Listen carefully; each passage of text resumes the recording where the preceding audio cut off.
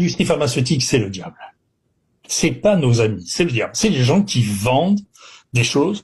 Ils sont condamnés, ils s'en foutent. Ça fait une toute petite partie. Personne ne va jamais en prison. Moi, pour aller aussi loin que possible, moi, je suis pour un Nuremberg de l'industrie pharmaceutique. Ah, carrément, ouais. On sait qu'Oxycontin, c'est 5 à 600 000 morts. On sait que le Vioxx, c'est 50 000 morts.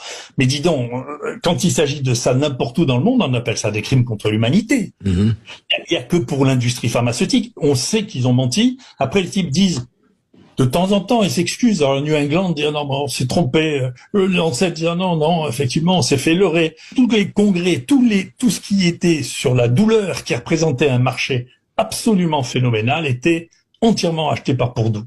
Donc, au bout d'un moment... Vraiment entièrement acheté, enfin, je veux dire, la corruption s'est étendue de manière systémique, complète. Systémique,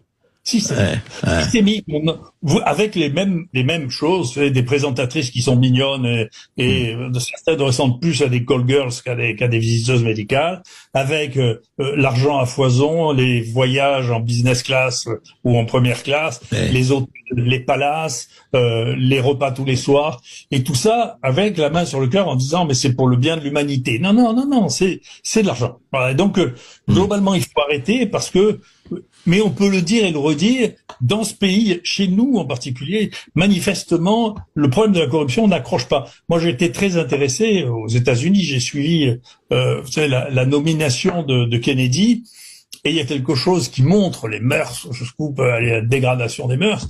Il y a sa cousine germaine, Caroline, qui a été ambassadrice pour Merck, qui a travaillé... Pour les laboratoires Merck, oui. Le laboratoire Merck, qui a dit, mais non, il faut pas dire ça, c'est très bien l'industrie pharmaceutique. Et puis, la presse qui fait son boulot là-bas, il y a une presse qui fait son boulot, elle dit, mais vous savez, elle a 6 millions d'actions dans l'industrie pharmaceutique. Mais vous savez, elle s'est dit tout de suite.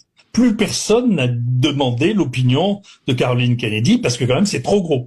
Mais aux États-Unis, ça passe pas. Ici, moi, le premier jour où j'ai parlé de la chloroquine, un de mes collègues, le professeur Raffi, m'a téléphoné de manière anonyme, on a trouvé qui c'était, il l'a reconnu, il a été pénalisé pour ça, pour me dire qu'il fallait que j'arrête, sinon j'allais mourir. Et il avait touché, dans les 6 dernières années, 600 000 € de l'industrie pharmaceutique du sida.